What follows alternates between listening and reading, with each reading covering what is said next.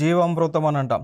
So దీనిలో ఏం చేస్తారు అంటే ఈ జీవామృతం అనేటువంటిది ఎట్లా చేస్తారు అంటే ఈ పంట పొలాల పైన ఈ యొక్క పేడ కానీ లేకపోతే కౌ యూరిన్ని జల్లుతూ ఉంటారు. దాన్ని జీవామృతం అంటాం.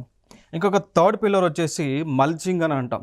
సో మల్చింగ్ అంటే వ్యవసాయం చేసేటువంటి పంట పొలాలు ఏవైతే ఉన్నాయో ఆ పంట పొలాల పైన పంటబడినటువంటి ఏదైతే మనకి ఈ చెట్లు కానీ మొక్కలు కానీ కట్ చేసినవి ఉంటాయో అవన్నీ కూడా పంట పొలాల పైన పరుస్తూ ఉంటారు.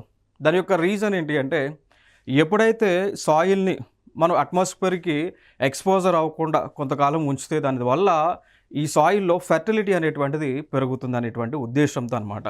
సో మల్చింగ్ అనేటువంటి ప్రాసెస్ ఏంటి అంటే ఇక్కడ పంట పొలాన్ని పైన ఒక ప్లాస్టిక్ పేపర్స్తోనో లేదంటే ఈ సాయిల్ అనేటువంటిది అట్మాస్ఫియర్ ఎక్స్పోజర్ అవ్వకుండా ఉంచితే తద్వారా అక్కడ micro bacterials, micro organism, micro climates అనేటువంటివి ఉత్పత్తి అయ్యి తద్వారా సాయిల్ యొక్క ఫెర్టిలిటీ అనేటువంటిది పెరిగి తద్వారా దిగుబడి, పంట యొక్క దిగుబడి అనేటువంటిది పెరుగుతుంది అనేటువంటి ఉద్దేశం.